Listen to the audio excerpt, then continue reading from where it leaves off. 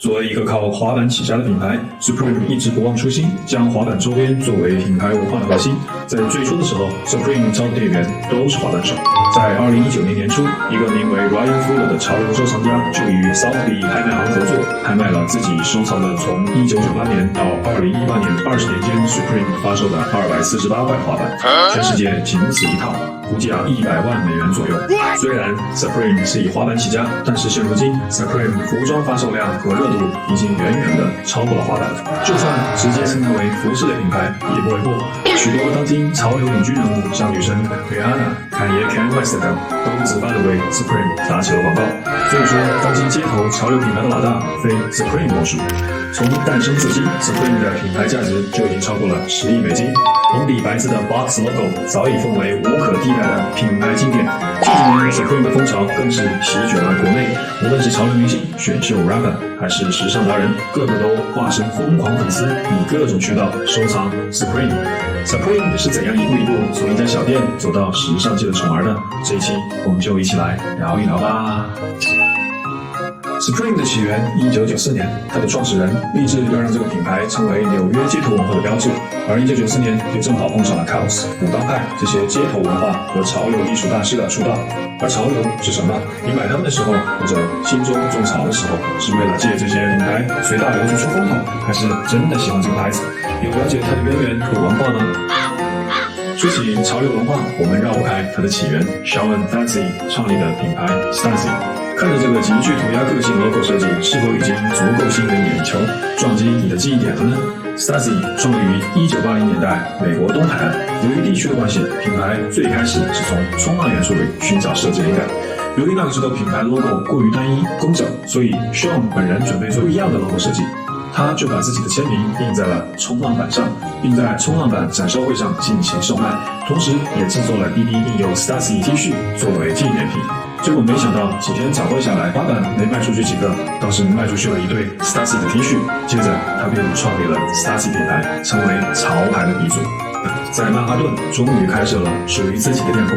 其所卖的商品类型也偏向我们现在口中类似潮牌的东西，因为他的店铺和 Stacey 恰巧在同一条街上。另一的安排 ，James 得到了 Stacey 的投资，这使得他完成了原始积累，并建立了人脉。在后来和日本的前一机合作，就是依靠 Stacey 的作为。而当 Stacey 撤之后 ，James 便开设了那家我们已经提过了好多次的滑板店。慢慢的，那家店变成了坏男孩们的天地，那里放着 Biggie 的音乐、喝啤酒、抽烟，然后去 Washington Square 公园滑滑板。外面的人可能觉得这里很邋遢，但是他们的打扮方式却十分抢眼。有了这帮看似融入了簇拥者的盘踞，顾客群越来越集中和细分。慢慢的 ，Supreme 只为这些纽约的滑板手做服饰以及周边，从此也奠定了属于自己的基因。短短几句话，似乎潮牌 Supreme 的成功的契机也绕不开中国老传统说的天时地利人和。初创期正契合了滑板和街头文化的成长期，一上来就占得了先手，此为天时。店主曼哈顿 SoHo 区商业黄金地段，不远处的 Washington Square 也是潮流和滑板的圣地。此乃地利，依靠国际大都市，人们有着前卫的思想支撑，经济消费能力为基础，此为人和。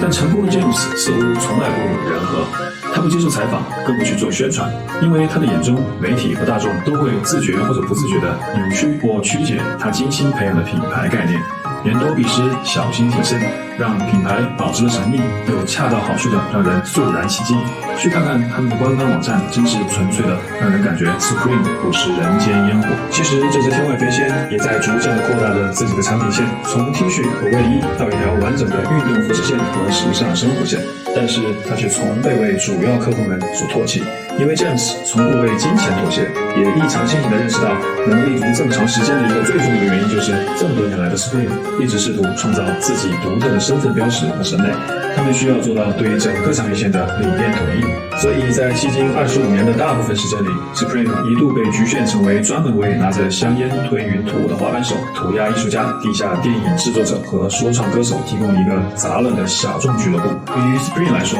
靠拢反派美学算不了什么，但同时这也是他们的不屑一切的圣灵所在。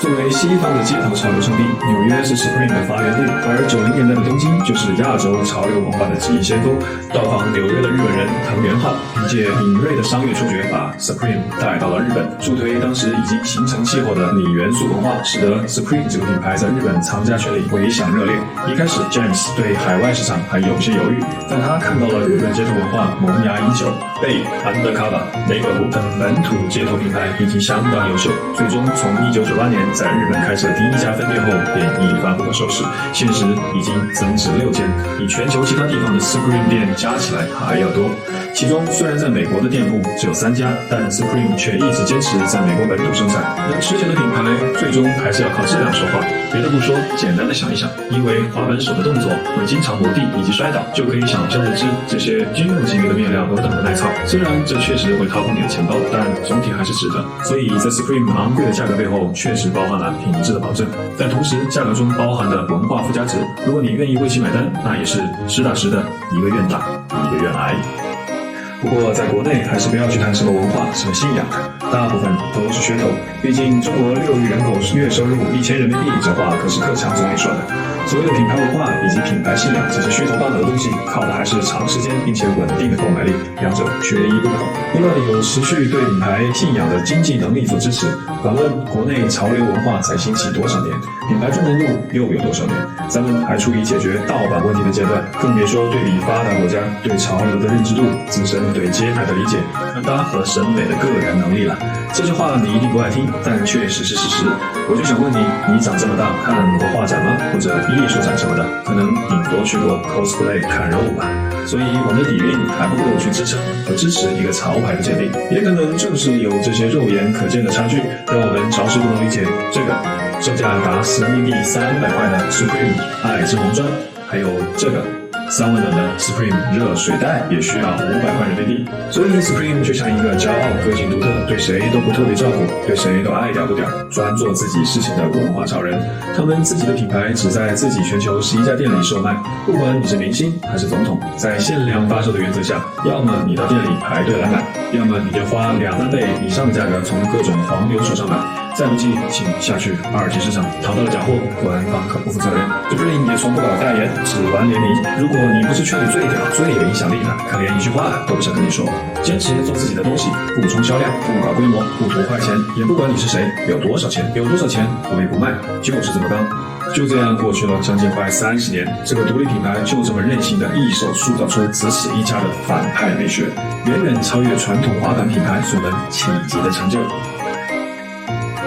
他没有官方的中文译名，大家约定俗成的叫他苏博瑞。他并不是一个硬凹出来的英文单词，在中文环境当中确实不太常见。它的原意是最高的、至高无上的。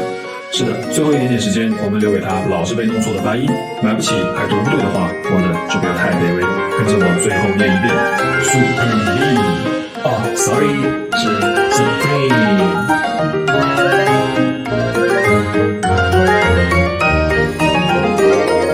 还在继续 ，Love and Peace。